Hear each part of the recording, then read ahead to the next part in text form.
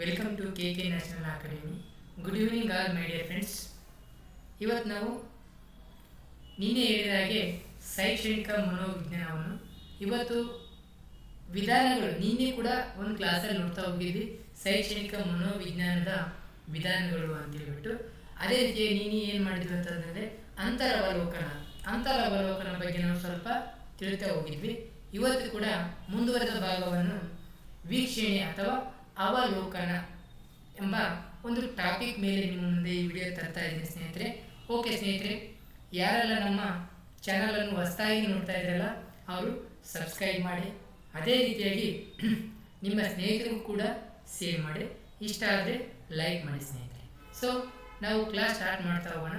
ನಮಗೆ ಟೆಟ್ ಆಗಿರ್ಬೋದು, ಅದೇ ರೀತಿಯಾಗಿ GPST ಆಗಿರ್ಬೋದು, ಅದೇ ರೀತಿಯಾಗಿ HST ಆಗಿರ್ಬೋದು, PST ಯಾವುದೇ ಕಾಲ ಆಗಲಿ ಈ ಶೈಕ್ಷಣಿಕ ಮನೋವಿಜ್ಞಾನದ ಮೇಲೆ ಕಂಪಲ್ಸರಿ ನಮಗೆ ವಿಧಾನಗಳಲ್ಲಿ 2ರಿಂದ 3 ಮಾರ್ಕ್ಸ್ ಬಂದೇ ಬರ್ತದೆ ಸ್ನೇಹಿತರೆ. ಯಾಕಂತಂದಾಗ ಈ ಯಾವ ವಿಧಾನವನ್ನು ಯಾರು ಮಂಡಿಸಿದ್ರು ಅಥವಾ ಯಾರು ಪ್ರಯೋಗಿಸಿದ್ರು ಅಂತ ಕೇಳಿ ಸ್ಟಾರ್ಟಿಂಗ್ ಹೇಳ್ತಾ ಹೋಗ್ತಾರೆ ನಮಗೆ.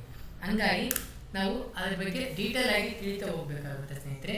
ಓಕೆ, ನಾನು ಸ್ಟಾರ್ಟ್ ಮಾಡ್ತಾ ಇದ್ದೀನಿ, ಹೆಚ್ಚು ಸಮಯ ವ್ಯರ್ಥ ಮಾಡೋದು ಬೇಡ ಸ್ನೇಹಿತರೆ. ಓಕೆ, ಶೈಕ್ಷಣಿಕ ಮನೋವಿಜ್ಞಾನದ ವಿಧಾನಗಳಲ್ಲಿ ಆಲ್ರೆಡಿ ನಾವು ಒಂದು ನೋಡ್ತಾ ಹೋಗಿದ್ವಿ, ಇದು 2ನೇದು. ಶೈಕ್ಷಣಿಕ ಮನೋವಿಜ್ಞಾನದ ವಿಧಾನಗಳಲ್ಲಿ ನೋಡ್ರಿ, ಅಂತರವಲೋಕನ ನಾವು ನಿನ್ನೆ ನೋಡ್ತಾ ಹೋದ್ವಿ. ಅದು ಯಾರು ಮಂಡನೆ ಮಾಡಿದ್ರು ಅಥವಾ ಪ್ರಯೋಗಿಸಿದ್ರು ಅಂತ ನಾವು ನೋಡ್ತಾ ಹೋದ್ವಿ. ಈ ಸಿದ್ಧಾಂತ ಅವಲೋಕನ ಅಥವಾ ವೀಕ್ಷಣಾ ಪದ್ಧತಿ ನೋಡಿ, ಅಲ್ಲಿ ಕ್ವಶನ್ ಹೆಂಗಾದ್ರೂ ಬರ್ಬೋದು. ಅವಲೋಕನ ಅಂದ್ರೂ ಒಂದೇ, ವೀಕ್ಷಣೆ ಅಂದ್ರೂ ಒಂದೇ, ಎರಡೂ ಒಂದೇ ಸ್ನೇಹಿತರೆ. ಅವಲೋಕನ ವಿಧಾನ ಅಥವಾ ವೀಕ್ಷಣೆ ವಿಧಾನ ಎರಡು ಕ್ವಶನ್ ಹಂಗಾದ್ರೂ ಕೇಳ್ಬೋದು, ನೆನಪಿರಲಿ. ಸೊ ಈ ಅವಲೋಕನ ಪದ್ಧತಿ ಅಂದರೆ ನಮಗೆ ಏನು, ಅದನ್ನು ಯಾವ ರೀತಿ ಉಪಯೋಗಿಸ್ತಾರೆ, ಅದನ್ನು ಯಾವ ಸಂದರ್ಭದಲ್ಲಿ ಉಪಯೋಗ ಮಾಡಬೇಕು, ಅದೇ ರೀತಿಯಾಗಿ ಶಾಲೆಯಲ್ಲಿ ಮಕ್ಕಳಿಗೆ ಏನು ಉಪಯೋಗ, ಅದರಿಂದ ಶಿಕ್ಷಕರಿಗೆ ಏನು ಉಪಯೋಗ ಅಂತ ನೋಡ್ತಾ ಹೋಗೋಣ ಸ್ನೇಹಿತರೆ.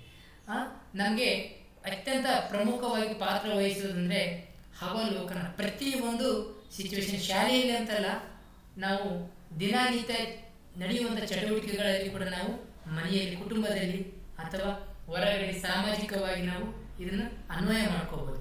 ಓಕೆನಾ, ಸ್ಟಾರ್ಟ್ ಮಾಡ್ತಾ ಹೋಗೋಣ. ಕ್ರಮಬದ್ಧವಾದ ನೋಡ್ರಿ, ವೀಕ್ಷಣಾ ಪದ್ಧತಿ ವರ್ತನವಾದಿಗಳಿಂದ ಪ್ರಾರಂಭವಾದಂತಹ ಒಂದು ವಿಧಾನವಾಗಿದೆ. ನೋಡಿ, ಇದು ಒಂದು ವರ್ತನವಾದಿಗಳಿಂದ ಸ್ಟಾರ್ಟ್ ಆಗುತ್ತೆ ಅಂತ ನಾವು ಹೇಳ್ಬೋದು. ಈ ಪದ್ಧತಿ ನೋಡ್ರಿ, ಈ ಪದ್ಧತಿಯನ್ನು ಹೆಚ್ಚು ಬಳಕೆಗೆ ತಂದವರು ಯಾರಂದರೆ JB ವ್ಯಾಟ್ಸನ್. ನೋಡಿ, JB ವ್ಯಾಟ್ಸನ್ನು ಇದನ್ನು ಅತಿ ಹೆಚ್ಚು ಪ್ರಥಮವಾಗಿ ಬೆಳಕಿಗೆ ತಂದವರಾಗಿರ್ಬೋದು ಅಥವಾ ಅತಿ ಹೆಚ್ಚು ಬಳಕೆ ಮಾಡಿದವರು ಅಂತ ಕೂಡ ನಾವು ಹೇಳ್ಬೋದಾಗಿದೆ ಸ್ನೇಹಿತರೆ. ಅಂತರವಲೋಕನದ ಬದಲು ವೀಕ್ಷಣಾ ವಿಧಾನವನ್ನು ಬಳಸ್ತಾರೆ. ನೋಡ್ರಿ, ವೀಕ್ಷಣಾ ವಿಧಾನವನ್ನು ಬಳಸಿದ್ರು. ನೋಡ್ರಿ, JB ಟೀಚರ್ ಇದ್ರು, ಅವ್ರು ಏನು ಮಾಡಿದ್ರು, ಅಂತರವಲೋಕನವು ಅತ್ಯಂತ ಪ್ರಮುಖವಾಗಿ ಪಾತ್ರ ವಹಿಸುತ್ತೆ ಅಂತ ಹೇಳ್ತಾರೆ. ಆದರೆ ವ್ಯಾಟ್ಸನ್ ಅವರು ಏನು ಮಾಡ್ತಾರೆ, ಅದರ ಬದಲಾಗಿ ವೀಕ್ಷಣೆ ಪದ್ಧತಿ ಬಳಸಿದೆ ಮಕ್ಕಳಿಗೆ, ಶಿಕ್ಷಕರಿಗೆ ತುಂಬ ಅನುಕೂಲ ಎಂಬ ಒಂದು ಪದ್ಧತಿ ಇಟ್ಕೊಂಡು ಜಾರಿಗೆ ತರ್ತಾರೆ. ಸೊ ಅದಾದ ನಂತರ ವೀಕ್ಷಣೆ ವಿಧಾನ ಅಥವಾ ಅವಲೋಕನ ವಿಧಾನ ಎಂದರೆ ಏನು ಅಂತ ಬಂದಾಗ ನೋಡಿ, ಒಂದು ನಿರ್ದಿಷ್ಟ ಉದ್ದೇಶ ಸಾಧನೆಗಾಗಿ ವ್ಯಕ್ತಿ ಬಾಹ್ಯ ಚಟುವಟಿಕೆ ಆಗಬೇಕಿದು, ಚಟುವಟಿಕೆಗಳನ್ನು ಅಧ್ಯಯನ, ಬಾಹ್ಯದ ಹೊರಗಡೆ ಅಂದರೆ ಚಟುವಟಿಕೆಗಳನ್ನು ಅಧ್ಯಯನ ಮಾಡಲು, ಇಲ್ಲಿ ನೋಡಿ ಬಾಹ್ಯ ಚಟುವಟಿಕೆಗಳ ಅಧ್ಯಯನ ಮಾಡುವುದಾಗಿದೆ. ಸೊ ವೀಕ್ಷಣೆ ಅಂದರೆ ಏನಪ್ಪ ಅಂತಂದಾಗ ಒಬ್ಬ ವ್ಯಕ್ತಿಯ ಬಾಹ್ಯವಾಗಿ ವರ್ತನೆಗಳ ಬಗ್ಗೆ ಅಧ್ಯಯನ ಮಾಡುವ ಒಂದು ವಿಧಾನ ಅಂತ ಹೇಳ್ಬೋದು. ನೋಡ್ರಿ, ಒಬ್ಬ ವ್ಯಕ್ತಿ ಹೊಂಟಿದ್ದಾನಂದರೆ ಇವನು ಏನು ಮಾಡ್ತಾ ಇದ್ದಾನೆ, ಯಾವ ರೀತಿ ಏನು ಕೆಲಸ ಮಾಡಬಹುದು, ಹಿಂಗೆ ಇದ್ದಾನೆ ಅಂತ ಒಂದು ಸ್ವಲ್ಪ ಏನು ಮಾಡಿದ್ರೆ ಥಿಂಕ್ ಬರುತ್ತೆ ನಮಗೆ. ಒಬ್ಬ ವ್ಯಕ್ತಿ ಹೆಂಗೋ ಹೊಂಟಿದ್ದಾನಂದರೆ ಅವನು ಹಿಂಗೆ ಮಾಡ್ಬೋದೇನೋ ಅನ್ನೋ ಭಾವನೆ ನಮ್ಮ ಫೀಲಿಂಗ್ ಮೂಡ್ತಲ್ಲ, ಆ ರೀತಿ ಕೂಡ ಇದು. ನೋಡ್ರಿ, ಏನಂದರೆ ವೀಕ್ಷಣಾ ವಿಧಾನ ಅಥವಾ ಅವಲೋಕನ ವಿಧಾನ ಎಂದರೆ ಒಂದು ನಿರ್ದಿಷ್ಟ ಉದ್ದೇಶ ಸಾಧನೆ. ಅಂದರೆ ಆ ವ್ಯಕ್ತಿ ಶಾಲೆಯಲ್ಲಿ ಹೆಂಗಪ್ಪ ಅಂತಂದಾಗ ಮಕ್ಕಳನ್ನ ಆಯ್ಕೆ ಮಾಡಬೇಕು ಯಾವುದಾದ್ರು ಒಂದು ಗುಂಪಿಗೆ ಅಂತಂದಾಗ ಆ ವಿದ್ಯಾರ್ಥಿ ಆ ಗುಂಪಿಗೆ ಆಯ್ಕೆ ಮಾಡಿದಾಗ ಒಬ್ಬ ಸಾಮರ್ಥ್ಯ ಹೊಂದಿದನೋ ಇಲ್ಲ, ಒಂದು ಹುಡುಗ ಆ ಗುಂಪಿನಲ್ಲಿ ಆಯ್ಕೆ ಮಾಡಿದಾಗ ಆ ಸಾಮರ್ಥ್ಯಕ್ಕೆ ಅನುಗುಣವಾಗಿ ಕೆಲಸ ಮಾಡೋ ಕೆಪಾಸಿಟಿ ಆಯಿತೋ ಇಲ್ಲ ಅಂತ ಹೇಳ್ಬಿಟ್ಟು ಒಂದು ವೀಕ್ಷಣೆ ಮೂಲಕ ನಾವು ಅಬ್ಸರ್ವ್ ಮಾಡೋದು, ಅಂದರೆ ನೋಡೋದು. ಅದಕ್ಕೆ ನಾವೇನಂತೀವಿ ಆ ವೀಕ್ಷಣೆ ವಿಧಾನ ಅಂತ ಕರೀತಾ ಹೋಗ್ತೀವಿ ಸ್ನೇಹಿತರೆ. ಉದ್ದೇಶಪೂರ್ವಕವಾಗಿ ನಿರ್ದಿಷ್ಟ ಸನ್ನಿವೇಶ ಮತ್ತು ಸಮಯದಲ್ಲಿ ಪೂರ್ವ ನಿರ್ಧರಿತ ಕ್ರಮದಲ್ಲಿ ವ್ಯವಸ್ಥಿತವಾಗಿ ವೀಕ್ಷಿಸಿ ಅದನ್ನು ದಾಖಲೆ ಮಾಡುವುದೇ ಅವಲೋಕನ ಅಥವಾ ವೀಕ್ಷಣೆ. ನೋಡ್ರಿ, ಒಂದು ಯಾವುದೋ ಒಂದು ನಿಮಿತ್ತವಾಗಿ ಒಂದು ಸನ್ನಿವೇಶ, ಅಂದರೆ ಒಂದು ಸನ್ನಿವೇಶ ಸಮಯ ಅದಕ್ಕೆ ಒದಗಿಸಿಕೊಟ್ಟು ಆ ನಿರ್ದಿಷ್ಟವಾದ ಕ್ರಮದಲ್ಲಿ ವ್ಯವಸ್ಥಿತವಾಗಿ ಅದನ್ನು ವೀಕ್ಷಿಸಿ ಅಥವಾ ಅವಲೋಕನ ಮಾಡಿ ಅಲ್ಲಿ ಪಡೆದಿರ್ತಕ್ಕಂಥ ದಾಖಲೆ, ಅಲ್ಲಿ ಹಾವಭಾವಗಳನ್ನು ನಾವೇನು ಮಾಡಬೇಕು, ದಾಖಲೆ ಅಥವಾ ಒಂದು ಸ್ಟೋರೇಜ್ ಮಾಡೋದು, ಅದನ್ನು ನಾವೇನಂತೀವಿ ಅವಲೋಕನ ಅಥವಾ ವೀಕ್ಷಣಾ ವಿಧಾನ ಅಂತ ಕರಿತೀವಿ. ವೀಕ್ಷಣೆ ವಿಧಾನ ಅಂತ ಕರಿತೀವಿ. ಈ ಪದ್ಧತಿಯಲ್ಲಿ ವೀಕ್ಷಣೆಕಾರ ಮತ್ತು ವೀಕ್ಷಣೆಗೆ ಒಳಪಡುವ ವ್ಯಕ್ತಿ ಇಬ್ಬರು ಇರುತ್ತಾರೆ. ಅಂದರೆ ಇಲ್ಲಿ ನೋಡಿ, ಒಬ್ಬ ವ್ಯಕ್ತಿ ಇರ್ಬೋದು, ಒಂದು ಗುಂಪು ಇರ್ಬೋದು. ನೆನಪಿರಲಿ, ಒಬ್ಬ ವ್ಯಕ್ತಿ ಅಥವಾ ಗುಂಪು ಇರ್ಬೋದು. ವೀಕ್ಷಣೆಗೆ ಒಳಪಡುವಂಥ ಗುಂಪು ಇರ್ಬೋದು ಅಥವಾ ಒಬ್ಬ ವ್ಯಕ್ತಿಯನ್ನಾದರೂ ವೀಕ್ಷಣೆ ಮಾಡ್ಬೋದು ಅಂತ ಹೇಳ್ತಾ ಇದ್ದೀನಿ ಸ್ನೇಹಿತರೆ. ನೆನಪಿರಲಿ, ಈ ಪದ್ಧತಿಯಲ್ಲಿ ಯಾರು ವೀಕ್ಷಣೆ ಮಾಡ್ತಾರಲ್ಲ ಆ ವ್ಯಕ್ತಿ ಮತ್ತು ಒಳಪಡುವಂತಹ ವ್ಯಕ್ತಿ, ವೀಕ್ಷಣೆಗೆ ಒಳಪಡುವಂತಹ ವ್ಯಕ್ತಿ ಅಂದರೆ ವ್ಯಕ್ತಿನೇ ಇರ್ಬೋದು, ಇನ್ನ ಒಂದು ಗುಂಪನೇ ಇರ್ಬೋದು. ನೆನಪಿರಲಿ, ಗುಂಪು ಅಥವಾ ವ್ಯಕ್ತಿ ಎರಡರಲ್ಲಿ ಹೊಂದಿರ್ಬೋದು. ಓಕೆನಾ? ಒಬ್ಬನೇ ವೀಕ್ಷಣೆಕಾರರು ಏಕಕಾಲಕ್ಕೆ ಒಬ್ಬರಿಗಿಂತ ಹೆಚ್ಚು ಜನರನ್ನು, ಈ ತಾನೇ ಹೇಳಿದೆ ಗುಂಪು ಅಂತೇಳಿ, ಅವಲೋಕನ ಮಾಡಬಹುದಾಗಿದೆ. ಎಸ್, ನೋಡಿ, ಒಂದು ಏನಪ್ಪ ಅಂತಂದಾಗ ಒಂದು ಶಾಲೆ ಇದೆ. ಆ ಶಾಲೆ ಮೈದಾನದಲ್ಲಿ ಮಕ್ಕಳನ್ನ ಆಟ ಆಡಕ್ಕೆ ಬಿಟ್ಟಿರ್ತೀವಿ ಅಂದ್ಕೊಳ್ರಿ. ಆಟ ಆಡಕ್ಕೆ ಬಿಟ್ಟಾಗ ಆ ಪ್ರತಿಯೊಂದು ಮಗುವನ್ನು ನಾವೇನು ಮಾಡ್ತಾ ಇರ್ತೀವಿ, ಎಲ್ಲೋ ಕುಂತ್ಬಿಟ್ಟು ಅಥವಾ ಆಫೀಸಿಯಲ್ಲೇ ಕುಂತು ಏನು ಮಾಡ್ತಾ ಇರ್ತೀವಿ, ಕಿಟಕಿಯಲ್ಲಿ ನೋಡ್ತಾ ಇರೋದು, ಅಂದರೆ ವಿಂಡೋದಲ್ಲಿ ನಾವು ಅಬ್ಸರ್ವ್ ಮಾಡ್ತಾ ಇರೋದು. ಆ ಮಕ್ಕಳು ಏನೆಲ್ಲ ಮಾಡ್ತಾ ಇದ್ದಾರೆ, ಯಾವ ಮಗು ಯಾವ ರೀತಿ ಇದೆ ಅಂತ ಹೇಳ್ಬಿಟ್ಟು ವೀಕ್ಷಣೆ ಮಾಡ್ತಿರ್ತೀವಲ್ಲ, ಅಂತ ಗುಂಪಿಗಾದರೂ ಮಾಡ್ಬೋದು, ಒಬ್ಬ ಸ್ಟೂಡೆಂಟಿಗಾದರೂ ಮಾಡ್ಬೋದು ಅಂತ ನಾವು ಹೇಳ್ಬೋದು. ಈ ಪದ್ಧತಿಯು ನೋಡಿ ನಂಬಿಕಾರ್ಹ, ಅಂದರೆ ನಂಬಿಕೆ ಇರ್ತಕ್ಕಂಥ ವ್ಯಕ್ತಿಗಳಿಂದ ವ್ಯಕ್ತಿಗಳಿಂದ ಮಾತ್ರ ವೀಕ್ಷಣೆ ಮಾಡಲು ಸಾಧ್ಯ. ಅಂದರೆ ಈಗ ಫಾರ್ ಎಕ್ಸಾಂಪಲ್ ಹೆಂಗಪ್ಪ ಅಂತಂದಾಗ, ಆ ವ್ಯಕ್ತಿಯನ್ನು ಒಬ್ಬ ವ್ಯಕ್ತಿ ಅಬ್ಸರ್ವ್ ಮಾಡ್ತಾ ಇದ್ದಾನೆ ಅಂತ ತಿಳ್ಕೊಂಡ್ರೆ, ಆ ಅಬ್ಸರ್ವ್ ಮಾಡಿದ ಆ ಸಿಚುವೇಶನಲ್ಲಿ ಏನು ನಡೆದಿದೆ, ಆ ಮೈದಾನದಲ್ಲಿ, ಆಟದ ಮೈದಾನದಲ್ಲಿ ಏನು ನಡೆದಿದೆ ಅದನ್ನೆಲ್ಲ ಆ್ಯಸ್ ಇಟ್ ಈಸ್ ತಗೊಂಡ್ಬಿಟ್ಟು ದಾಖಲೆ ಮಾಡೋದು. ಅಂದರೆ ಇಲ್ಲಿ ನಂಬಿಕೆ ಸಹ ವ್ಯಕ್ತಿ ಇರಬೇಕು, ನಂಬಿಕೆ ಇರ್ತಕ್ಕಂಥ ವ್ಯಕ್ತಿ. ಒಂದು ವೇಳೆ ಅಲ್ಲಿ ನೋಡಿರ್ತಕ್ಕಂಥದ್ದೇ ಬೇರೆ, ಅವನು ಸುಳ್ಳು ಏನಾದರೂ ಬರಿಬೋದಲ್ವ, ಒಂದು ಫೇಕ್ ಕ್ರಿಯೇಟ್ ಮಾಡ್ಬೋದು. ಆ ರೀತಿ ಆಗಬಾರ್ದು. ಆ ವ್ಯಕ್ತಿ ಯಾರು ವೀಕ್ಷಣೆ ಮಾಡ್ತಾ ಇರಲ್ಲ ಆ ವ್ಯಕ್ತಿ ಯಾವಾಗಲೂ ಜಾಗೃತೆಯಿಂದ ನಂಬಿಕೆಯಿಂದ ಇರಬೇಕಂತ ನಾವು ಹೇಳ್ಬೋದು. ಸೊ ಅದೇ ರೀತಿಯಾಗಿ ಈ ಪದ್ಧತಿಯಿಂದ ತರಗತಿಯಲ್ಲಿ ಶಿಕ್ಷಕ ಮತ್ತು ನೋಡಿ ತನ್ನ ವಿದ್ಯಾರ್ಥಿಗಳನ್ನು ಒಂದು ಸೆಕೆಂಡು, ಈ ಪದ್ಧತಿಯಿಂದ ಇಲ್ಲಿ ನೋಡಿ, ಈ ಪದ್ಧತಿಯಿಂದ ತರಗತಿಯಲ್ಲಿ ಶಿಕ್ಷಕ ತನ್ನ ವಿದ್ಯಾರ್ಥಿಗಳನ್ನು ಅವಲೋಕಿಸುವ ಮೂಲಕ ಅವರ ಹಲವಾರು ವರ್ತನೆ ಸಮಸ್ಯೆಗಳಿಗೆ ಕಾರಣಗಳನ್ನು ತಿಳಿಯಬಹುದಾಗಿದೆ ಮತ್ತು ಸೂಕ್ತ ಪರಿಹಾರ ಕ್ರಮಗಳನ್ನು ಕೈಗೊಳ್ಳಬಹುದು. ಸೊ ಏನಪ್ಪ ಅಂತಂದಾಗ, ಆ ವಿದ್ಯಾರ್ಥಿಗಳನ್ನು ಯಾವ ವರ್ತನೆಯಲ್ಲಿ ಆಗಿರ್ಬೋದು ಅಥವಾ ಯಾವುದೇ ಒಂದು ಕಲಿಕೆಯಲ್ಲಿ ಹಿಂದುಳಿದಿರ್ಬೋದು, ಇಂತಹ ಅನೇಕ ಒಂದೊಂದು ಮಕ್ಕಳು ಇರ್ತವೆ ಶಾಲೆಯಲ್ಲಿ, ತಂಪಾಡಿಗೆ ತಾವೇ ಇರ್ತಾರೆ, ಊಟಕ್ಕೆ ಬಿಟ್ಟರೆ ತಂಪಾಡಿಗೆ ತಾವೇ ಹೋಗ್ತಾ ಇರ್ತಾರೆ, ಸುಮ್ಮನೆ ಎಲ್ಲೋ ಹೋಗಿ ಒಂದು ಮೂಲೆಯಲ್ಲಿ ಕೊಡೋದು, ಆ ರೀತಿ ವಿದ್ಯಾರ್ಥಿಗಳು ಇರ್ತಾರಲ್ಲ, ಅಂಥ ವಿದ್ಯಾರ್ಥಿಗಳಿಗೆ ಅದಕ್ಕೆ ಏನು ಕಾರಣ, ಅದಕ್ಕೆ ಸೂಕ್ತ ಕ್ರಮಗಳು ಏನು ತೆಗೆದುಕೊಳ್ಬೇಕು ಅಥವಾ ಆ ಮಗುವಿಗೆ ಏನು ಸಮಸ್ಯೆ ಇದೆ ಅಂಥದ್ದು ಶಿಕ್ಷಕರು ಪರೀಕ್ಷೆ ಮಾಡೋದು. ಶಿಕ್ಷಕರು ಏನು ಮಾಡೋದು, ಪರೀಕ್ಷೆ ಮೂಲಕ ಆ ಮಗುವನ್ನು ಏನು ಮಾಡೋದು, ವೀಕ್ಷಣೆಯ ಮೂಲಕ ಆ ಪರೀಕ್ಷೆ ಮಾಡಿ ಆ ಮಗುವನ್ನು ಸರಿಯಾದ ದಾರಿಗೆ ತರಲು ಸೂಕ್ತ ಪರಿಹಾರಗಳನ್ನು ಆ ಮಗುವಿಗೆ ಕಂಡುಕೊಳ್ಳುವಂತೆ ಮಾಡೋದು ಅಲ್ವಾ. ಓಕೆ, ಇಷ್ಟು ನಾವು ಅವಲೋಕನ ಎಂದರೇನು ಅಂತ ನೋಡಿದ್ವಿ. ಅವಲೋಕನ ಎಂದರೇನು, ಅವಲೋಕನದಲ್ಲಿ ಏನೆಲ್ಲ ಮಾಡ್ತೀವಿ ಅಂತ ನೋಡ್ತಾ ಹೋದ್ವಿ. ಈಗ ಅವಲೋಕನ ಪದ್ಧತಿಯಲ್ಲಿ ಪ್ರಮುಖವಾಗಿ ನಾವು 3 ವಿಧಗಳನ್ನಾಗಿ ನೋಡ್ತೀವಿ. ಇದರಲ್ಲಿ ನಾವು ಎಷ್ಟು ವಿಧಗಳು ನೋಡ್ತೀವಿ? 3 ವಿಧಗಳನ್ನು ನೋಡಿ. ಅವಲೋಕನ ಎಂದರೆ ಏನಂದರೆ ಅವಲೋಕನ ಅಂದರೆ ವೀಕ್ಷಣೆ ಅಷ್ಟೇ. ಆ ಒಂದು ಯಾವುದೋ ಒಂದು ಸಿಚುವೇಶನ್ ಸನ್ನಿವೇಶಕ್ಕೆ ಉದ್ದೇಶಗಳಿಗಾಗಿ ನಾವು ವೀಕ್ಷಣೆ ಮಾಡೋದ್ರಿಂದ ಅವಲೋಕನ ಪದ್ಧತಿ ಅಂತ ಕರಿತಾ ಹೋಗ್ತೀವಿ. ಹೌದಾ? ಅವಲೋಕನ ಪದ್ಧತಿಯಲ್ಲಿ ನಾವೇನು ಮಾಡ್ತೀವಿ, 3 ವಿಧಗಳಾಗಿ ಮಾಡ್ತೀವಿ. 3 ವಿಧಗಳಾಗಿ ಮಾಡ್ತೀವಿ. ನೋಡಿ ನೆನಪಿರಲಿ ಸ್ನೇಹಿತರೆ, ಕೆಲವೊಂದು ಪುಸ್ತಕದಲ್ಲಿ ಏನು ಮಾಡಿದ್ದಾರೆ, 2 ವಿಧಗಳು ಅಂತ ನೋಡಿ ಹೇಳಿದ್ದಾರೆ. ಆದರೆ ಇಲ್ಲಿ ನಾವು 3 ವಿಧಗಳಂತ ನಾವು ನೋಡ್ಬೋದು. 3 ವಿಧಗಳಾಗಿ ಮಾಡಿದ್ದೀವಿ. ಸೊ ನಾನು ಯಾವುದೇ ಇರಲಿ ರೆಫರೆನ್ಸ್ ಬುಕ್ಕಲ್ಲಿ ಇರ್ತಕ್ಕಂಥ ನೋಟ್ಸ್ನ ಕ್ರಿಯೇಟ್ ಮಾಡಿ ನಿಮ್ಮ ಮುಂದೆ ತರ್ತಾ ಇದ್ದೀನಿ ಸ್ನೇಹಿತರೆ. ಯಾವುದೇ ಕಾರಣಕ್ಕೂ ಯಾವುದೇ ನೋಟ್ಸ್ ಕಾಪಿ ಅಲ್ಲ. ವಾಮದೇವಪ್ಪ, ಅದೇ ರೀತಿಯಾಗಿ ಕುಂಗವಾಡ, ಈ ರೀತಿಯಾಗಿ ಪುಸ್ತಕಗಳನ್ನು ರೆಫರ್ ಮಾಡಿಬಿಟ್ಟು ನಿಮಗೆ ಹೇಳ್ತಾ ಇದ್ದೀನಿ. ಇಲ್ಲಿ ಬಂದಿರತಕ್ಕಂಥ ಒಂದು ನೋಟ್ಸಲ್ಲಿ ಅಲ್ಲಿ ಕ್ವಶನ್ ರೈಸ್ ಆಗಲೇಬೇಕು. ಯಾಕಂತಂದಾಗೆ ಅವ್ರು ಕೊಟ್ಟಂಥ ಪುಸ್ತಕಗಳನ್ನೇ ನಿಮ್ಮ ಮುಂದೆ ನಾನು ನೋಟ್ಸ್ ಮಾಡಿಬಿಟ್ಟು ಎಕ್ಸ್ಪ್ಲೇನ್ ಮಾಡ್ತಾ ಇದ್ದೀನಿ. ಮತ್ತೆ ಬೇರೆ ಏನೂ ಇಲ್ಲ ಸ್ನೇಹಿತರೆ. ಓಕೆನಾ? ಸ್ಟಾರ್ಟ್ ಮಾಡಿ. ಅವಲೋಕನ ಪದ್ಧತಿಯಲ್ಲಿ ಪ್ರಮುಖವಾಗಿ 3 ವಿಧಗಳು ಕಾಣ್ತಾ ಹೋಗ್ತೀವಿ.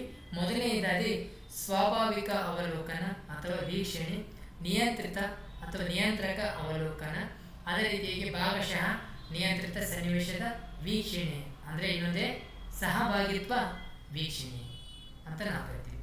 ನೋಡಿ, ಸಹಭಾಗಿತ್ವ ಇವು 3 ಒಂದೊಂದಾಗಿ ನೋಡ್ತೋದ ನಮಗೆ ಗೊತ್ತಾಗುತ್ತಾ ಹೋಗುತ್ತೆ ಸ್ನೇಹಿತರೆ.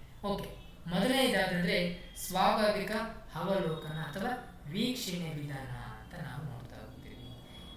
ಏನೇನಂದರೆ ಸ್ವಾಭಾವಿಕ ಅವಲೋಕನ ಯಾವ ರೀತಿ ಮಾಡೋದು ಅಂತ ನೋಡ್ತಾ ಹೋಗೋಣ ಸ್ನೇಹಿತರೆ. ಒಂದು ಸೆಕೆಂಡು. ಸ್ವಾಭಾವಿಕ ಅವಲೋಕನವನ್ನು ಏನು ಮಾಡೋದು? ಇಲ್ಲಿದೆ ನೋಡ್ರಿ. ವ್ಯಕ್ತಿಯ ವರ್ತನೆಗಳನ್ನು ಬೇರೆ ಬೇರೆ ಸನ್ನಿವೇಶಗಳಲ್ಲಿ ಅವನಿಗೆ ಅರಿವಿಲ್ಲದಂತೆ ಅಥವಾ ಗೊತ್ತಾಗದಂತೆ ಗಮನಿಸುವುದೇ ಸ್ವಾಭಾವಿಕ ಅವಲೋಕನ. ನೆನಪಿರಲಿ ಸ್ನೇಹಿತರೆ, ಸಿಂಪಲ್ಲು. ಆ ಮಕ್ಕಳು ಮೈದಾನದಲ್ಲಿ ಆಟ ಆಡ್ತಾ ಇದ್ದಾರೆ ಅಂದರೆ ಆ ಮಕ್ಕಳು ಆಟ ಆಡ್ತಾರೆ ನಿಜ, ಆದರೆ ಆ ಮಕ್ಕಳನ್ನು ಪರೀಕ್ಷೆ ಮಾಡ್ತಾ ಇದ್ವಿ, ವೀಕ್ಷಣೆ ಮಾಡ್ತಾ ಇದ್ವಿ ಅಂತೇಳಿ ಆ ಮಗುವಿಗೆ ಗೊತ್ತಾಗದಂತೆ ನೋಡುವುದೇ ಸ್ವಾಭಾವಿಕ ಅವಲೋಕನ. ಫಾರ್ ಎಕ್ಸಾಂಪಲ್, ಕಿಟಕಿಯಿಂದ ನೋಡ್ತಾ ಇರ್ಬೋದು, ಪರದೆ ಇರ್ಬೋದು, ಮನೆಯಲ್ಲಿ ಪರದೆಯಿಂದ ಇದು ನೋಡ್ತೇವೆ, ಮಗು ಏನು ಮಾಡ್ತಾ ಇದೆ, ಈ ಮಗು ನಾವು ಇಲ್ಲದಾಗ ಏನು ಮಾಡುತ್ತೆ, ನಾವು ಇದ್ದಾಗ ಏನು ಆ್ಯಕ್ಷನ್ ಮಾಡುತ್ತೆ.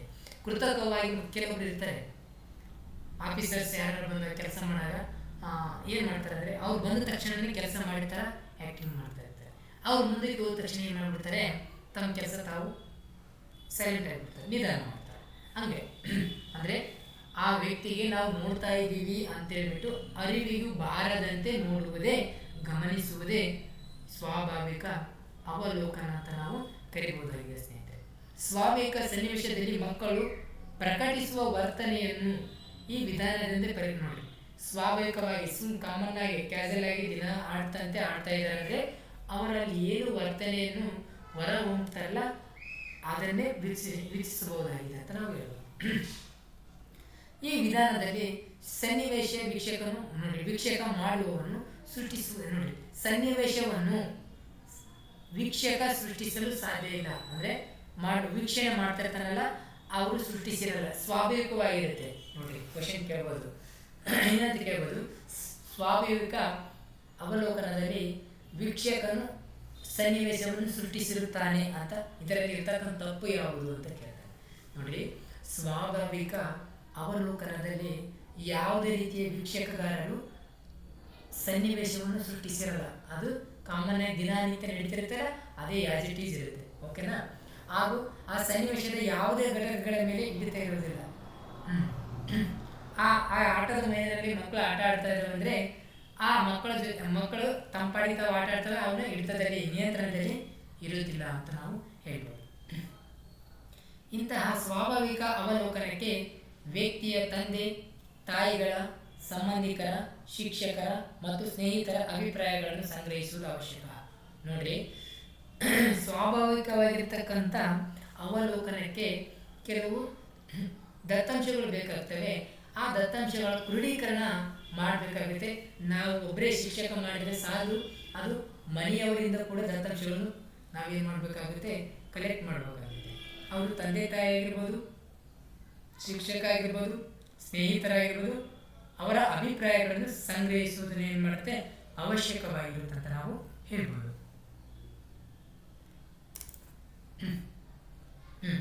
ಫಾರ್ ಎಕ್ಸಾಂಪಲ್, ಉದಾಹರಣೆಗೆ ಮಕ್ಕಳ ವರ್ತನೆಗಳನ್ನು ಆಟದ ಮೈದಾನದಲ್ಲಿ ಸಹಜವಾಗಿ ಆಡುತ್ತಿರುವಾಗ ಅವರಿಗೆ ಗೊತ್ತಾಗದಂತೆ ವೀಕ್ಷಣೆ ಮಾಡಬಹುದು. ನೋಡಿ, ಅವರು ಹೇಳಿದರೆ, ಒಂದು ಶಾಲೆಯ ಆಟದ ಮೈದಾನದಲ್ಲಿ ಸಹಜವಾಗಿಯೇ ಆಡುತ್ತಿರುವ ಮಕ್ಕಳನ್ನು ಅವರಿಗೆ ಗೊತ್ತಾಗದಂತೆ ನಾವು ಅವನ್ನ ವೀಕ್ಷಣೆ ಮಾಡಬಹುದು, ಅವರ ವರ್ತನೆಗಳನ್ನು ನಾವು ಗುರುತಿಸಿಕೊಳ್ಬಹುದು ಅಂತ ಹೇಳ್ಬೋದು. ಫಾರ್ ಎಕ್ಸಾಂಪಲ್, ಯಾವ ಸಂದರ್ಭದಲ್ಲಿ ನೋಡಿ, ಸಂದರ್ಭದಲ್ಲಿ ವೀಕ್ಷಣೆ ಮಾಡಿದ ಎಲ್ಲ ದಾಖಲೆಗಳನ್ನು ಸಂಗ್ರಹಿಸುವುದು ಮುಖ್ಯವಾಗಿರುತ್ತದೆ. ಓಕೆನಾ? ನಂತರ ಅದರ ಬಗ್ಗೆ ಸೂಕ್ತ ತೀರ್ಮಾನಗಳನ್ನು ಕೈಗೊಳ್ಳಬಹುದು. ನೋಡಿ, ಅವರು ಮಾಡಿದಂಥ ವರ್ತನೆಗಳು, ಅವರು ನಡೆಸಿದಂಥ ವರ್ತನೆಗಳನ್ನು ನಾವು ಸಂಗ್ರಹಿಸಿಕೊಂಡು ಆ ನಂತರ ಏನು ಮಾಡ್ಬೋದು, ಈ ವ್ಯಕ್ತಿ ಇದಕ್ಕೆ ಸೂಟೇಬಲ್ ಆಗಿರ್ತಾನೆ, ಈ ವ್ಯಕ್ತಿ ಇದಕ್ಕೆ ಅಂತ ಹೇಳ್ಬಿಟ್ಟು ನಾವು ಸೂಕ್ತ ನಿರ್ಧಾರಗಳು, ತೀರ್ಮಾನಗಳನ್ನು ನಾವೇನು ಮಾಡೋದು, ತೆಗೆದುಕೊಳ್ಬೋದು ಅಂತ ಹೇಳ್ತಾರೆ. ಇಷ್ಟು ಅದು ಸ್ವಾಭಾವಿಕ ಅವಲೋಕನ ಅಂತ ಕರಿತೀವಿ. ಸ್ವಾಭಾವಿಕ ಅವಲೋಕನ ಏನು, ಆಸ್ ಇಟ್ ಈಸ್ ಸೇಮ್ ಅಪ್ಪ ಏನಿರುತ್ತೆ ಸ್ವಾಭಾವಿಕ ಅಂದರೆ ಅಲ್ಲಿ ಯಾವುದೇ ರೀತಿ ಸನ್ನಿವೇಶವನ್ನು ಸೃಷ್ಟಿಸಕ್ಕೆ ಬರಲ್ಲ, ತಾನೇ ದಿನನಿತ್ಯ ನಡೀತಕ್ಕಂಥ ಸಹಜವಾಗಿ ಇರ್ತಕ್ಕಂಥ ಒಂದು ಸನ್ನಿವೇಶ ಆಗಿರುತ್ತೆ. ಇಲ್ಲಿ ಕೇವಲ ಏನು ಮಾಡ್ತಾರೆ, ವೀಕ್ಷಕಗಾರನು ಕೆಲವು ದತ್ತಾಂಶಗಳನ್ನು ಸಂಗ್ರಹಿಸಿಕೊಳ್ತಾನೆ ಅಷ್ಟೇ. ಈಗ ನಿಯಂತ್ರಣ ಅವಲೋಕನ ಅಥವಾ ನಿಯಂತ್ರಿತ ವೀಕ್ಷಣೆ ಅಂತ ಕೇಳಿದಾಗ ಈ ಅವಲೋಕನವು ಸಂಪೂರ್ಣವಾಗಿ ಅವಲೋಕನಕಾರರ ಹತೋಟಿಯಲ್ಲಿರುತ್ತದೆ. ಸಂಪೂರ್ಣವಾಗಿ ಏನು ಮಾಡುತ್ತೆ, ಅವಲೋಕನಕಾರರ ಹತೋಟಿಯಲ್ಲಿ ಅಥವಾ ನಿಯಂತ್ರಣದಲ್ಲಿ ಇರುತ್ತಲ್ಲ, ಹಂಗಾಗಿ ಅದಕ್ಕೆ ನಿಯಂತ್ರಣ ಅಂತ ಕರೀತಾರೆ. ಇದನ್ನು ನಿಯಂತ್ರಿಸಲು ಸಾಧ್ಯವಾಗುವಂತೆ ಕೃತಕವಾಗಿ ಒಬ್ಬ ಶಿಕ್ಷಕನೇ ಅದನ್ನೇ ಮಾಡಿಬಿಟ್ಟು ನಿರ್ಮಿಸಿರ್ತಾನೆ. ಪದ್ಧತಿಗೆ ನಿಯಂತ್ರಣ ಅಥವಾ ವೀಕ್ಷಣೆ ಅಂತ, ನಿಯಂತ್ರಣ, ವೀಕ್ಷಣೆ ಅಥವಾ ಅವಲೋಕನ ಪದ್ಧತಿ ಅಂತ ಕರಿತೀವಿ. ಈ ವಿಧಾನವನ್ನು ಪ್ರಯೋಗಶಾಲಾ ಸನ್ನಿವೇಶಗಳಲ್ಲಿ ಮಾತ್ರ ಪ್ರಯೋಗ ಮಾಡಲು ನೋಡಿ. ಈ ವಿಧಾನ ಯಾವಾಗ ಬೇಕಾದ್ರೆ ಅವಾಗ ಯೂಸ್ ಮಾಡೋಕ್ಕೆ ಬರಲ್ಲ. ಪ್ರಯೋಗಶಾಲೆ ಚಟುವಟಿಕೆ ಕಾರ್ಯದಲ್ಲಿ ಮಾತ್ರ ಈ ಸನ್ನಿವೇಶವನ್ನು ನಾವು ಕಾಣಲು ಸಾಧ್ಯ. ಇದೆಲ್ಲವೂ ಏನಾಗುತ್ತೆ, ವೀಕ್ಷಕರ ವೀಕ್ಷಣೆ ಮಾಡುವಂತಹ ವ್ಯಕ್ತಿಯ ಹತೋಟಿಯಲ್ಲಿರುತ್ತೆ, ನಿಯಂತ್ರಣದಲ್ಲಿರುತ್ತೆ ಅಂತ ನಾವು ಹೇಳ್ಬೋದಾಗಿದೆ. ಈ ವಿಧಾನ ಅತ್ಯಂತ ಉಪಯುಕ್ತವಾದ ವಿಧಾನವಾಗಿದ್ದರೂ ಕೂಡ ಶಿಕ್ಷಕರಿಗೆ ಹೆಚ್ಚು ಉಪಯುಕ್ತ ವಿಧಾನವಲ್ಲ ಅಂತ ಹೇಳ್ಬೋದು. ಈ ವಿಧಾನವು ಯಾಕಂದಾಗ ಈ ವಿಧಾನ ನುರಿತ ಅಥವಾ ಅನುಭವಿಸ್ತಾ ಇರಬೇಕು, ಅನುಭವಿಗಳಿಂದ ಮಾತ್ರ ಉಪಯೋಗಿಸಿದರೆ ಅದು ಸೂಕ್ತವಾದಂಥ ಒಂದು ವಿಧಾನ ಅಂತ ಹೇಳ್ಬೋದು. ಇಷ್ಟೇ ಸಿಂಪಲ್ ಆಗಿ ನಿಯಂತ್ರಿತ ವಿಧಾನ ಅಂದರೆ ಈ ವೀಕ್ಷಣೆ ಮಾಡುವಂಥ ವ್ಯಕ್ತಿಯ ನಿಯಂತ್ರಣದಲ್ಲಿ ಇರ್ತಕ್ಕಂಥ ಒಂದು ಸನ್ನಿವೇಶ ಅಂತ ಹೇಳ್ಬೋದು. ಇದನ್ನು ಎಲ್ಲಿ ಬಳಸ್ತೀವಿ ಅಂತಂದಾಗ ಪ್ರಯೋಗಶಾಲೆ ಸನ್ನಿವೇಶದಲ್ಲಿ ಮಾತ್ರ ಬಳಸ್ತೀವಿ. ಓಕೆ. ಸಮಭಾಗಿತ್ವ ವೀಕ್ಷಣೆ. ಸಮಭಾಗಿತ್ವ ವೀಕ್ಷಣೆ ಅಂತಾಗ ಇದು ಏನಪ್ಪ, ಇದು ಮೂರನೇ ಭಾಗ, ಸಮಭಾಗಿತ್ವ ವೀಕ್ಷಣೆ. ಇಲ್ಲಿ ಅವಲೋಕನ ಮಾಡುವ ವ್ಯಕ್ತಿ ನೋಡಿ ಒಂದು ಸೆಕೆಂಡ್, ವೀಕ್ಷಣೆ ನೋಡಿ ಇಲ್ಲಿ ಏನಾಗಿರ್ತಂದ್ರೆ ಅವಲೋಕನ ಮಾಡುವ ವ್ಯಕ್ತಿ ಅವಲೋಕನ ಒಳಪಡುವಂತಹ ಗುಂಪಿನ ಒಂದು ಭಾಗವಾಗಿ ಕೆಲಸ ಮಾಡ್ತಾರೆ. ಹೇಗೆ ನೋಡ್ರಿ, ಒಬ್ಬ ವ್ಯಕ್ತಿ ಅಲ್ಲಿ ವೀಕ್ಷಣೆ ಮಾಡ್ತಾ ಇದ್ದಾನಂದ್ರೆ ಆ ವೀಕ್ಷಣೆ ಮಾಡುವ ಒಳಪಡುವಂತಹ ವ್ಯಕ್ತಿಯ ಜೊತೆಗೆ ಇರ್ತಾನೆ ಅಂತ ಅರ್ಥ. ಅಂದ್ರೆ ಒಬ್ಬ ವ್ಯಕ್ತಿಯನ್ನು ನಾವು ಅಬ್ಸರ್ವ್ ಮಾಡ್ತಾ ಇದೀವಿ ಅಂದ್ರೆ ಆ ವ್ಯಕ್ತಿಯ ಜೊತೆಯಲ್ಲೇ ನಾವು ಕೂಡ ಅವನಿಗೆ ಗೊತ್ತಾಗದ ರೀತಿಯಲ್ಲಿ ನಾವು ವರ್ಕ್ ಮಾಡ್ತಾ ಇದ್ದೀವಿ, ಅದು ನಮಗೆ ಮಾತ್ರ ಗೊತ್ತಿರುತ್ತೆ. ಆದರೆ ವೀಕ್ಷಣೆಗೊಳಪಟ್ಟ ವ್ಯಕ್ತಿಗೆ ಗೊತ್ತಿರಲ್ಲ ಅಂತ ನಾವು ಹೇಳ್ಬೋದು. ಹೇಗಪ್ಪ ಅದು ಅಂದಾಗ ಮಕ್ಕಳೊಡನೆ ಉತ್ತಮ ಬಾಂಧವ್ಯ ಬೆಳೆಸಿಕೊಂಡು ಅವರ ಜೊತೆ ಬೆರೆಯುತ್ತಾರೆ. ನೋಡ್ರಿ, ಇದನ್ನ ಮಾಡಬೇಕಾದ್ರೆ ಶಿಕ್ಷಕರ ಕರ್ತವ್ಯ ಏನಪ್ಪ ಅಂದಾಗ ಅವರ ಜೊತೆಯಲ್ಲೇ ಭಾಗಿಯಾದಾಗ ಅವರ ಜೊತೆ ಒಳ್ಳೆಯ ಬಾಂಧವ್ಯ ಬೆಳೆಸ್ಕೊಂಡಿರಬೇಕು. ಅವರಿಗೆ ಅರಿವಿಲ್ಲದಂತೆ ಅವರ ವರ್ತನೆಗಳನ್ನು ವೀಕ್ಷಿಸ್ತಾನೆ.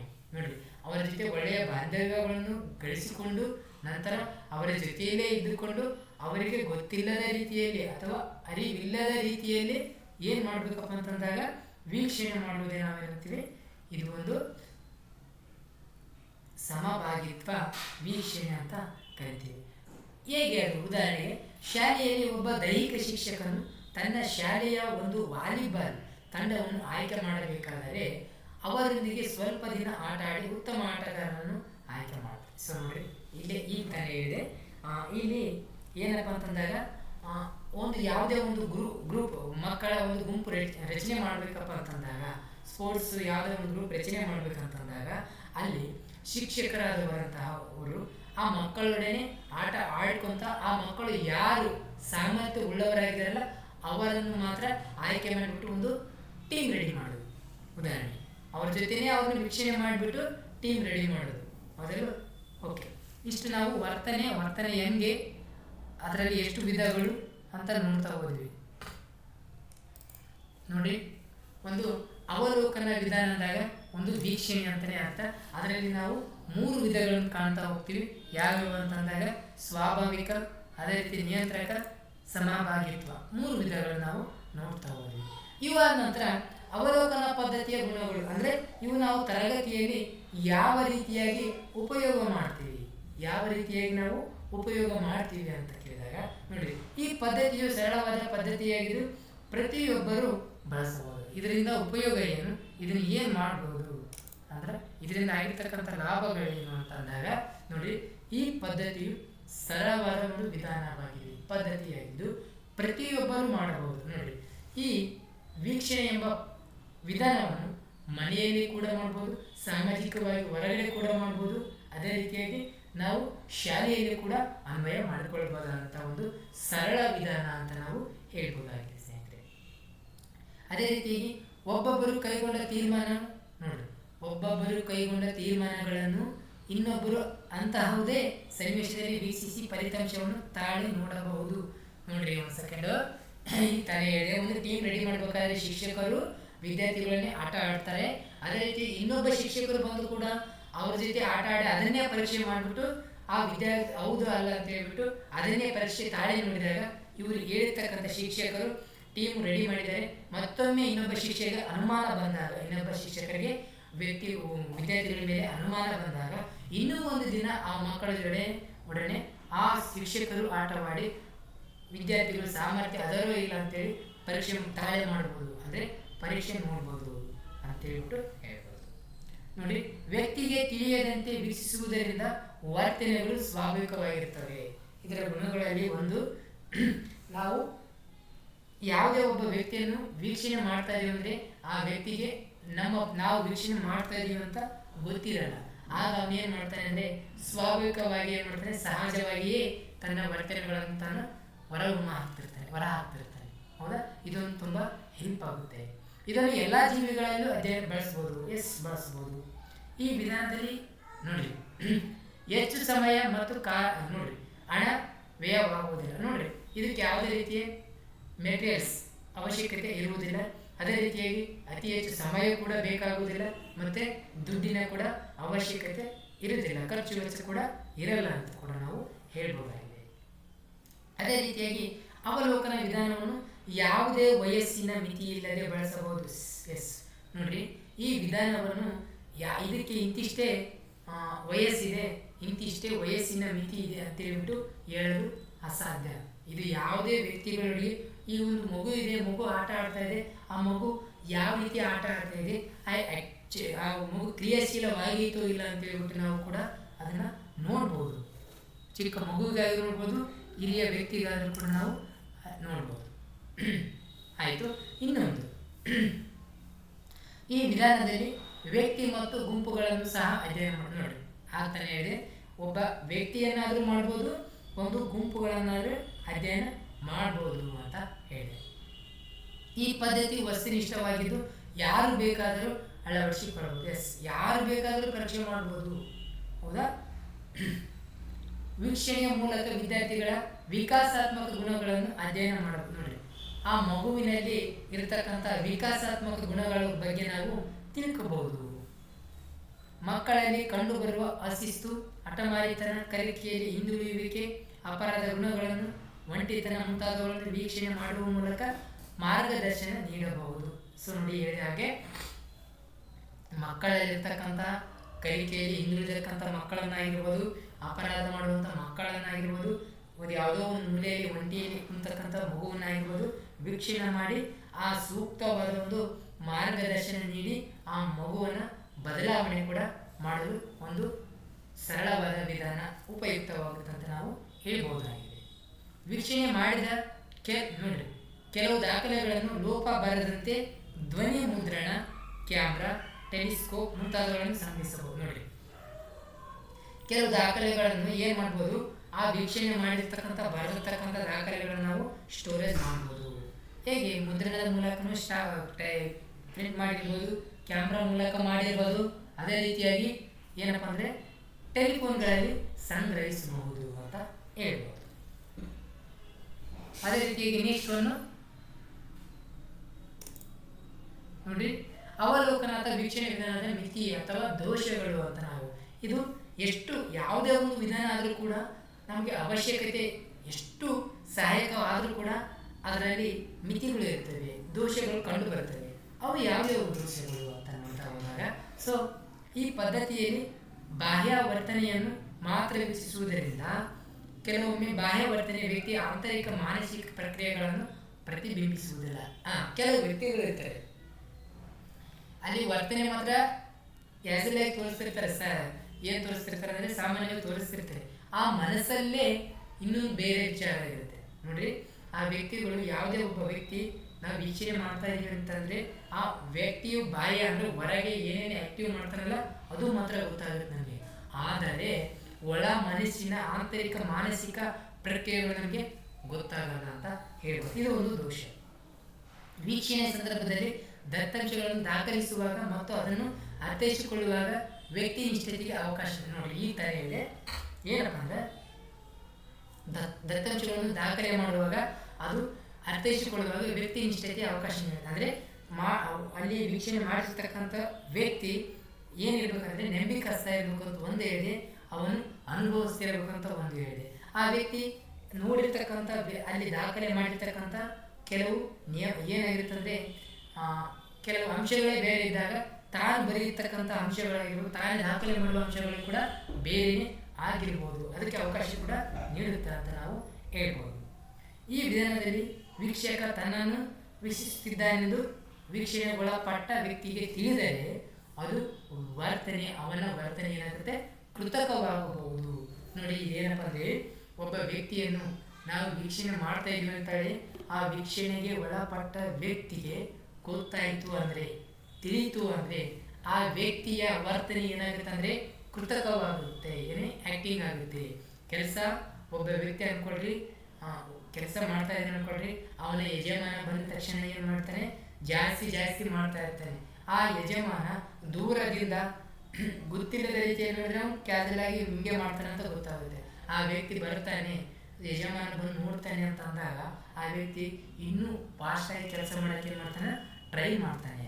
ಅದೇ ರೀತಿ ಶಾಲೆಯಲ್ಲಿ ಕೂಡ ಅಷ್ಟೇ, ವಿದ್ಯಾರ್ಥಿಗಳು ನಾವು ಹೊರಗಡೆ ಹೋದಾಗ ಏನಾಗಿರುತ್ತೆ ಅಂದರೆ ವಿದ್ಯಾರ್ಥಿಗಳು ಜಾಸ್ತಿ ಗಲಾಟೆ ಮಾಡ್ತಾ ಇರ್ತಾರೆ. ಆಗ ನಾವು ಬರ್ತೀವಿ ಅಂತ ಗೊತ್ತಾದ ತಕ್ಷಣ ಏನು ಮಾಡ್ತಾರೆ, ಹೋಮ್ವರ್ಕ್ ಮಾಡೋ ಥರ ಅಥವಾ ಸೈಲೆಂಟ್ ಕೊಡೋ ಥರ ಆ್ಯಕ್ಟಿಂಗ್ ಮಾಡ್ತಿರ್ತಾರೆ. ಆ ರೀತಿಯಲ್ಲಿ ಅವಕಾಶ ಕೊಡುತ್ತೆ ಅಂತ ನಾವು ಹೇಳ್ಬೋದು. ಈ ವಿಧಾನದಲ್ಲಿ ನೋಡಿರಿ, ತನ್ನನ್ನು ತಾನೇ ವೀಕ್ಷಣೆ ಮಾಡ್ತಾ ಇದ್ದಾನೆ ಅಂತ ಗೊತ್ತಾದ ತಕ್ಷಣ ಅದೇನು ಮಾಡುತ್ತೆ, ಕೃತಕವಾಗುತ್ತೆ ಅಂತ ನಾವು ಹೇಳಿದ್ವಿ.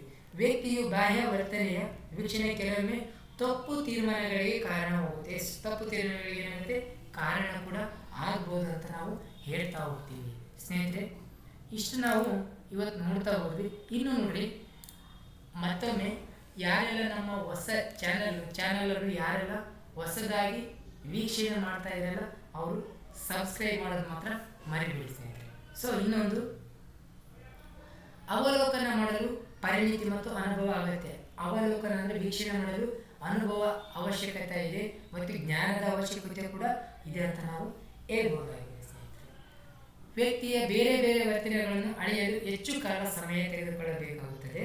ಹೀಗಾಗಿ ಸಮಯದ ನೋಡಿ, ಆ ವ್ಯಕ್ತಿ ಇಲ್ಲಿ ಬೇರೆ ವರ್ತನೆ ಮಾಡ್ತಾರೆ, ಇನ್ನೊಂದಲ್ಲಿ ಬೇರೆ ಬೇರೆ ವರ್ತನೆಗಳನ್ನು ನಾವು ಅವನ್ನ ಪರೀಕ್ಷೆ ಮಾಡಬೇಕು ಅಂತಂದಾಗ ಆ ಬೇರೆ ಬೇರೆ ಸನ್ನಿವೇಶ ಬೇಕಾಗುತ್ತೆ. ಅಂದಾಗ ಸಮಯವು ಕೂಡ ಬೇಕಾಗುತ್ತಲ್ಲ, ಇದಕ್ಕೆ ಸಮಯದ ವ್ಯರ್ಥ ಆಗುತ್ತೆ ಅಂತ ಕೂಡ ಹೇಳ್ಬೋದು. ವೀಕ್ಷಣೆ ಮಾಡಿದ ಎಲ್ಲ ಅಂಶಗಳು ತಕ್ಷಣ ದಾಖಲು ಮಾಡಲು ಕಷ್ಟ. ನೋಡಿ, ಜಾಸ್ತಿ ಮಕ್ಕಳನ್ನು ವೀಕ್ಷಣೆ ಮಾಡ್ತಾ ಇದ್ದೀವಿ ಅಂದರೆ ಎಲ್ಲ ಮಕ್ಕಳ ದಾಖಲೆಗಳನ್ನು ಸಡನ್ಲಿ ಬರೆಯೋಕ್ಕೆ ಸಾಧ್ಯನೇ ಇಲ್ಲ. ಹಂಗಾಗಿ ಇದು ಕೂಡ ಒಂದು ದೋಷ ಅಂತ ನಾವು ಹೇಳ್ಬೋದು. ವೀಕ್ಷಣೆ ವಿಶ್ಲೇಷಣೆಯ ದೃಷ್ಟಿಯಿಂದಲೂ ವ್ಯಕ್ತಿ ನಿಷ್ಠವಾಗಿರುತ್ತದೆ. ಸೊ ನೋಡಿ, ಇಷ್ಟು ನಾವು ಈ ಕ್ಲಾಸಲ್ಲಿ ನೋಡ್ತಾ ಹೋದ್ವಿ ಸ್ನೇಹಿತರೆ. ಮುಂದಿನ ಕ್ಲಾಸಲ್ಲಿ ನಾವು ಅದೇ ರೀತಿ ಮುಂದುವರೆದ ಭಾಗವನ್ನು ನೋಡ್ತಾ ಹೋಗೋಣ. ಯಾರೆಲ್ಲ ಇದನ್ನು ವಾಚ್ ಮಾಡಿದ್ರಲ್ಲ ಅವರಿಗೆ ತುಂಬ ಧನ್ಯವಾದಗಳು. ಮತ್ತೆ ಮುಂದಿನ ತರಗತಿಯಲ್ಲಿ ವಿಡಿಯೋದಲ್ಲಿ ಮುಂದಿನ ವಿಡಿಯೋ ಅಪ್ಲೋಡ್ ಮಾಡ್ತಾ ಇದ್ದೀನಿ. ಅದನ್ನು ಕೂಡ ಮುಂದುವರೆದ ಭಾಗವನ್ನು ನಾನು ಮಾಡ್ತಾ ಹೋಗ್ತೀನಿ ಸ್ನೇಹಿತರೆ. ಓಕೆ ಸ್ನೇಹಿತರೆ, ಸಬ್ಸ್ಕ್ರೈಬ್ ಮಾಡೋದು ಮರಿಬೇಡಿ. ಇಷ್ಟ ಆದರೆ ಲೈಕ್ ಮಾಡಿ. ಬಟ್ ಇಲ್ಲಿ ಸಬ್ಸ್ಕ್ರೈಬ್ ಯಾಕೆ ಮಾಡಿ ಅಂತ ಹೇಳ್ತಾ ಇದ್ದೀನಿ ಅಂತಂದಾಗ, ನಾನು ಮಾಡಿ ಅಪ್ಲೋಡ್ ಮಾಡುವಂಥ ವಿಡಿಯೋಗಳು ನಿಮಗೆ ನೋಟಿಫಿಕೇಶನ್ ಮೂಲಕ ನಿಮಗೆ ತಲುಪ್ತವೆ. Okay, thank you sir.